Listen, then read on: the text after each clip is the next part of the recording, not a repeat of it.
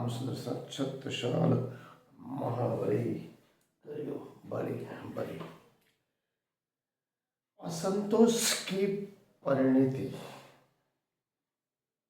समग्र ब्रह्मांड का नियंता विश्व परमात्मा नाम कोई भी दो। पिछले 3000 साल का इतिहास भारतीय संस्कृति का अगर देखा जाए तो दो प्रकार का, एक शासित वर्ग, दूसरा शोषित वर्ग।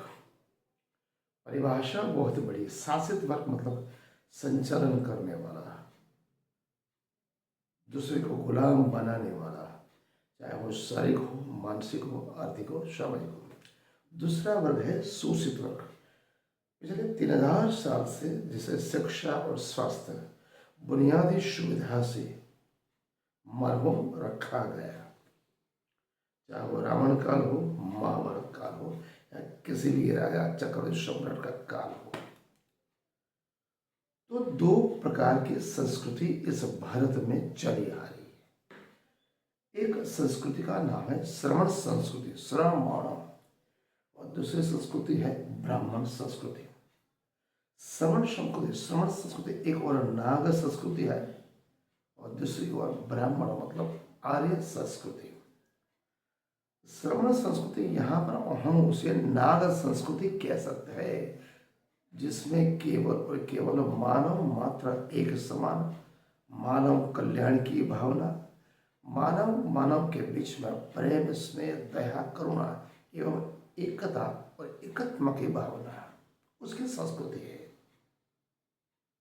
जो किसी भी मानव के लिए नात जात ऊंच नीच में कोई भेद नहीं करती। सभी परमात्मा के अंश है, परमात्मा की उत्कृष्ट रचना। जबकि जो ब्राह्मण संस्कृति है, जिन्हें हम आर्य संस्कृति कहते हैं, उसके अंदर केवल और केवल क्या चीज आती है? छुआछूत, भेदभाव, ऊंच नीच, अमीर गरीब, असमानता, विषमतावाद की पोषक संस्कृति है, जिसके तहत यज्ञ, हवन, कर्मकांड, पूजा पाठ, अंधविश्वास, कुरिवाज, बाह्य आडंबर, सती प्रथा, दहेज प्रथा, साथ साथ अगर किसी नारी को लड़की पैदा होती है तो उस लड़की को दूध पिलाने का रिवाज है। लड़की नरक की दरहोर, नारी नरक का द्वार है, एक कह के नारी को दूध पिलाने का रिवाज ब्राह्मण संस्कृति में है। बाबा साहब आम्बेडकर महान जाति के, दुनिया में आज तक किसी भी व्यक्ति ने उनके जैसी पढ़ाई नहीं की। भारतीय संविधान बंधारण के निर्माता, अपने आदिवासी, बहुजन, मूल निवासी, शूद्र, अतिशूद्र में को पिछले 5000 साल से जो शारीरिक, मानसिक, आर्थिक एवं सामाजिक असमानता है, जो ये समाज और नारी को जो दुख दर्द झेलना पड़ रहा, उनको उन्होंने परखा और ऐसा बंधारण बनाया जिसके मानव मात्र एक समय की रचना की। बाबा साहब आम्बेडकर ने इसी छुआछूत ब्राह्मण आर्य संस्कृति को क्रांति, प्रति क्रांति के रूप में विश्लेषित किया। उसके पश्चात ज्योतिबा फुले, महान दार्शनिक विचार, उन्होंने इसे सेठ जी और भट्ट जी के नाम से एवं सूत्र अतिसूत्र के रूप में परिभाषित किया। सदियों से चला आ रहा एक शासित वर्ग है जो संचालन कर रहा है, अपने आप को सबसे उत्कृष्ट उच्च कोटि का सुपर माइंड मानता है, सुपर कास्ट मानता है। दूसरा वर्ग शोषित वर्ग, शूद्र अतिशूद्र, अपने को पिछड़ा नहीं मानता है। हृदय मनता अनात्म में लघुता ग्रंथि भी ऐसे हो चुके हैं, मैं तो निम्न श्रेणी का हूँ, ऐसे उसके हृदय मंत्रात्म में बिठा देगा। उल्लेखनीय है कि इसमें जो शोषित वर्ग है, कभी हमने सोचा कि हमारे भी कोई राजा महाराजा हुए, दार्शनिक विचार को, धर्म को, धर्म प्रचारक को, इतिहासकार एक हुए, लेकिन सच्चे इतिहासकारों की भारत में बहुत बड़ी कमी रही। केवल और केवल चापलूसी मुगल काल में और अंग्रेज काल में भी चली। निजी महत्वाकांक्षा और इच्छाओं से बल पर इतिहास लिखाता गया, लिखते रहे, और ईश्वर ने ही जातिवादी बनाई है, वर्ण व्यवस्था बनाई है, और ब्राह्मण उत्कृष्ट ऐसा ईश्वर के मुख से कहलवाया गया। और ईश्वर कौन? श्री कृष्ण, जो काली चमड़ी वाला था, अनार्य था, अवैदिक था, असुर था, जिसको शूद्र भी गिना, ऋग्वेद में वेद व्यास ने भी बताया, असुर बताया। उस महान क्रांतिकारी महापुरुष को अपने जाल में उपयोग किया ब्राह्मणों ने, आर्यों ने, कि उसके सामने तो टिक नहीं पाता, ना उनका ब्रह्मा, न विष्णु और न इंद्र। ये उगने के विरोधी थे, गौवध के विरोधी थे, पशुबल के विरोधी थे, साइंटिफिक विचार क्रांति के प्रणेता थे। सच्चे इतिहासकारों ने शौर्यपूर्ण इतिहास दबाया।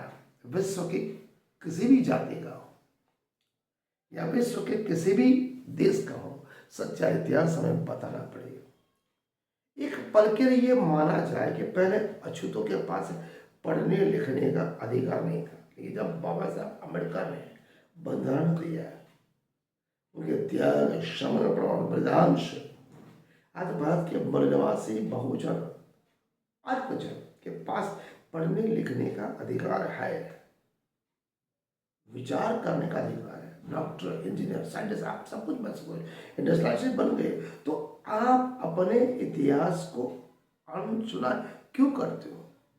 अपने इतिहास को पढ़ो, लिखो और मनन और चिंतन करो। कई क्षेत्रों में गहन शोध की आवश्यकता है, एक कार्य श्रमसाध्य है। इसलिए हमारा और सभी का सिद्धकर्ताओं का, इतिहासकारों की इसमें रुचि होनी चाहिए। ये बाबा साहब अम्बेडकर ने स्पष्ट कहा था, जो कौम, जो जात अपना इतिहास नहीं जानती, जो कौम या वो जाति जो अपना इतिहास नहीं जानती, वो कभी भी अपना इतिहास बना नहीं सकती। कालांतर में वो किसी भी इतिहास का एक हिस्सा बन जाएगी। इसलिए हमें बाबा साहब अम्बेडकर के बताए हुए रास्ते पर चलते हुए सच्चे इतिहास को खोजकर निकालना चाहिए, उसका प्रकाशन प्रसारण करना चाहिए। हम कौन हैं? मूल निवासी, बहुजन, अल्पजन, शूद्र, अधिशूद्र, द्रविड़, असुर, ऋष, वानर जाति क्या है? आदिवासी, ट्राइबल। ट्राइबल समग्र दुनिया में पाए जाते हैं, जातियां ही केवल भारत में ही क्यों? जब परमात्मा एक है, परमात्मा ने दुनिया पर, उसके लिए तो नात जात कुछ नहीं, यहाँ पर क्यों है?